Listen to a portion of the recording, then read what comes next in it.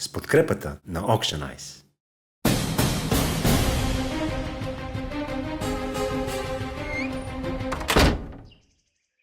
Здравейте, аз съм Китодар Тодоров и съм тук в качеството си на представител на Общинския съвет към общината.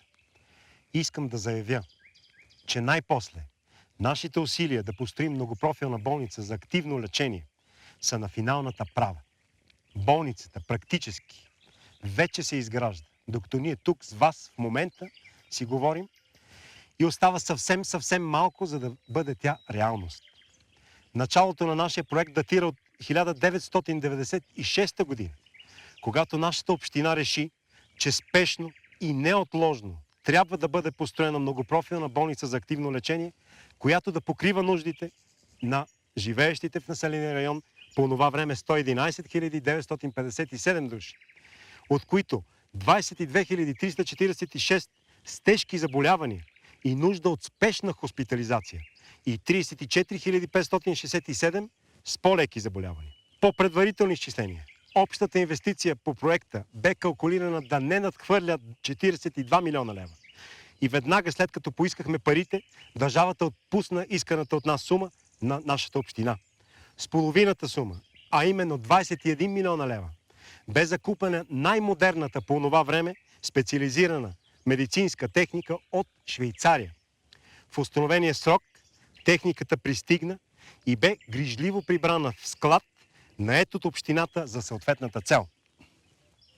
Така, през 1997 година се пристъпи към следващата фаза на проекта.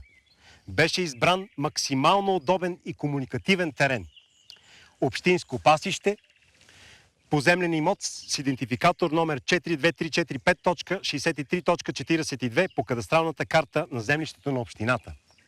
Веднага след това, през 1999 година, се свързахме с най-големия японски проектант и започнахме работа по изготвянето на архитектурния проект.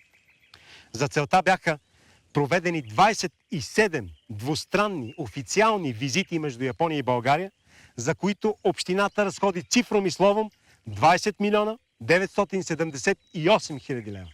Необходими за пътни, командировъчни и представителни разходи. Благодарение на всичко това, през 2001 година архитектурният проект на болницата стана факт. Едновременно с това, след прецизен общински одит, назначен по молба на общината, се установи, че всички налични средства са изчерпани. Точно по същото време, а именно през 2003 година, статистиката показа, че тежко болните са намалели. Поради смърт от 22 346 на 861 души. От друга страна обаче 18 278 от 34 567 души с по-леки заболявания са преминали в стадии тежко болни, което означаваше, че построяването на болницата си оставаше все така необходимо, все така спешно и все така неотложно. Тогава, през 2006 година, се установи, че общата необходима инвестиция по проекта е надхвърлила предвидените 42 милиона лева и е нараснала на необходимите 118 милиона лева.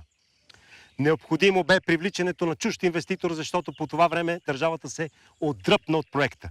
Общината реагира светкавично и през 2010 година, след разходването само на 4 милиона 376 хиляди лева, все пак дадени от държавата, се свързахме с Дубайски инвестиционен фонд, който гарантира да реализира изцяло проекта при единственото условие ние да построим път, първокласен и двупосочен, до избрания от нас терен, общинско пасище, поземлен имот с идентификатор 42.345.63.42 по кадастралната карта на землището на общината.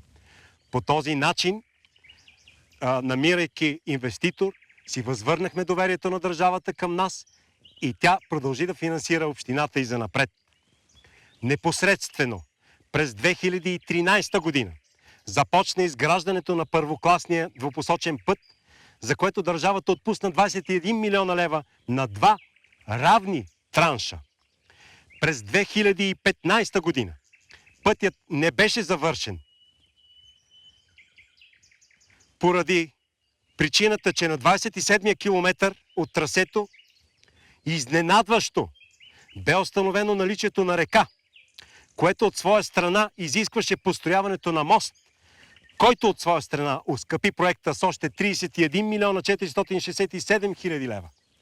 През 2016 година държавата нямаше избор и отпусна исканите средства за изграждането на мост, но за съжаление тогава дубайски инвеститор се отдръпна, тъй като беше установено, че междувременно за последните 20 години избрани от нас терен, общинско пасище, е естествено облесен със смесена дъбова букова гора, за премахването на която на общината бяха нужни допълнителните 3 милиона 345 хиляди лева, както бяха нужни още 4 милиона 289 хиляди лева за изплащането на натрупаните наем и лихви към склада, в който държахме и съхранявахме швейцарската медицинска апаратура през последните 20 години. До тук изхарчените средства са всичко на всичко 77 милиона 821 хиляди лева. И виждате, че ако държавата има волята да отдели още 250 милиона 485 хиляди лева, все пак сме на съвсем малка крачка от изграждането и пускането в експлоатация на болницата, която е така жизнено важна за общината и за всичките 1207 останали живи, тежко болни и такива с по-леки заболявания, чакащи за хоспитализация граждани.